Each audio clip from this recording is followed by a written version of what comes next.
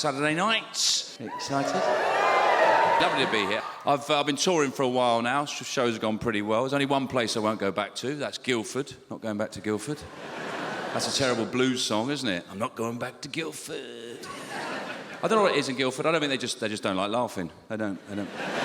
If you smile at someone in Guildford, they look at you like you've got mental health issues. You go, hello, they go, ooh, what's the matter with you? Basically, they stared at me like they were looking out the windows of a bus replacement service. You've never seen anyone smiling out of a bus replacement service, do you? Go, this is brilliant, much better than the train. Because you visit so many different villages. They look like my dad looked when he found out what his pension was worth. I mean, to be fair to them, it was the week that Margaret Thatcher died, and they're quite fond of her in those parts. And a couple of the things that I said, a couple of the comments that I made, might not have gone down in the spirit that they were intended. All I said was, well, hey! That was it. That was all I said. That was it. I just went like that. Well, hey!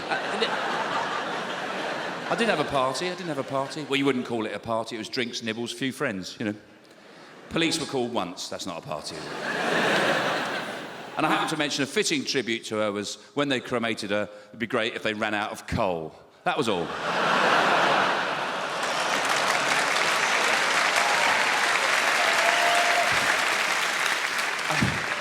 I burnt myself the other day. You know when you burn yourself domestically in your own home, you always feel really stupid, don't you? You feel stupid. No. Well, I burnt myself. Incredible, this. I burnt myself. I mistook the iron for the telephone. I actually did that. And the really stupid thing is, I was dialing at the time. Ah! And I was doing the old-fashioned ring round as well. Because I was trying to get through the hospital because I just burnt my ear. Lovely joke, no victim, beautiful. Anyway, that's that bit over. I'm very good at linking it up, aren't I? I love my wife, I love my kids. I'm a very lucky man. I do admit I'm a very lucky man. She's not even in. No, but there are times I do miss the old days, you know, before I was married. I do miss the things. I think the thing I miss most of all about being single is the songs you sing when you're single. You know the songs you sing when you're just walking around your house, start singing a song like, I'm gonna put the kettle on and make a cup of tea now.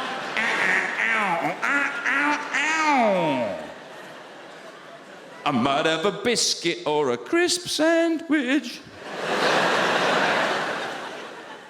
You can't do that when you live with other people, can you? Because they don't want to see that. They want to think you got your shit together. I say I love my wife, sometimes I'm not sure. Well, the symptoms of being in love, shortness of breath, lightheadedness, inability to concentrate, are exactly the same symptoms as carbon monoxide poisoning.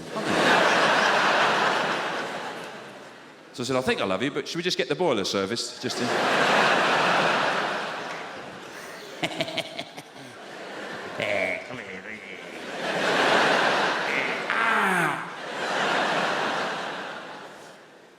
No, I do. I love her very much, but she upset me this last Christmas because basically what she did was, she was giving me my Christmas present. Before I'd opened it, she said, oh, you do know, by the way, you do know, it's very hard to find presents for a man of your age.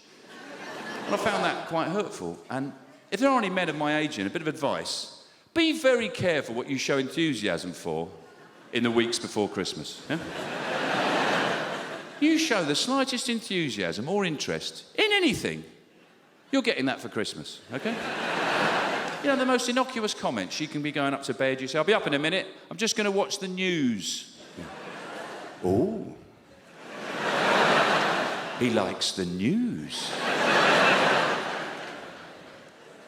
And you'll get a biography of Hugh Edwards. Wow. What a guy. Oh, he's never had an X-ray. I didn't know that.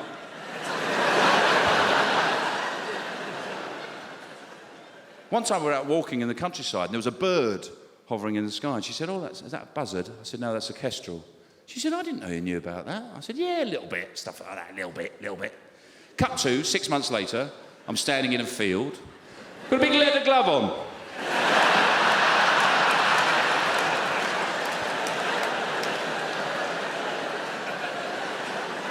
Cube of meat on a string.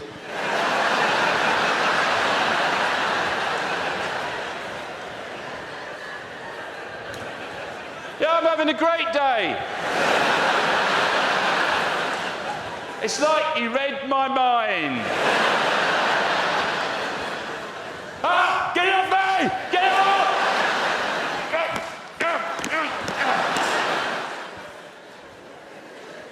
I didn't do that. Don't want to upset the greenies. One time I got a fish tank. I opened this fish tank. I said, "Why? What did I say? What?" Because I'd been really careful at that point. I'd been, you know, what did I say? She said, "Do you remember you went in the pet shop? You were staring at the fish for ages." I said, "Yeah, because it was pissing with rain."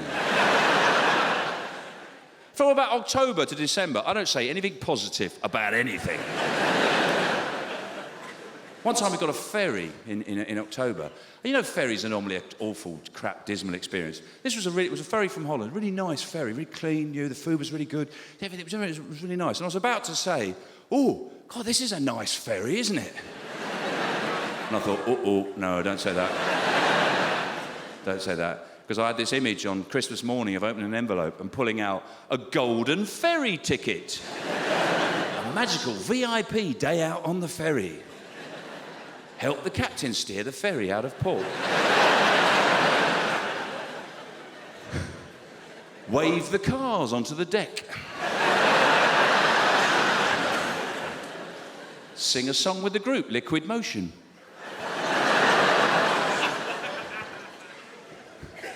The other day I intercepted her ordering me some bees.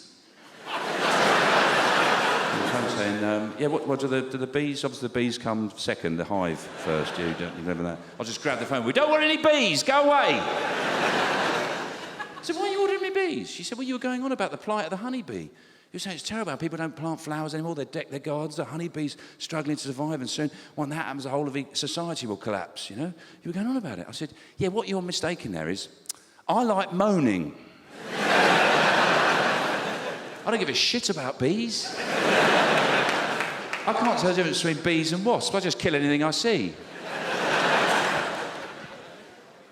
Basically, she wants me to have a hobby. She wants me to have a hobby, because I don't get a lot of spare time, but if I do get any spare time, what I like doing is standing in rooms in the house, staring into the middle distance, like this.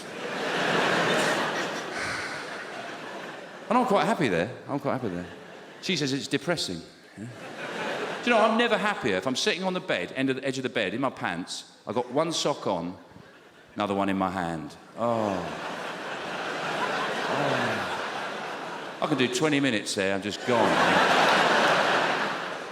And I'm not doing nothing, because I'm putting my socks on, but very slowly. She wants me to have a hobby, but...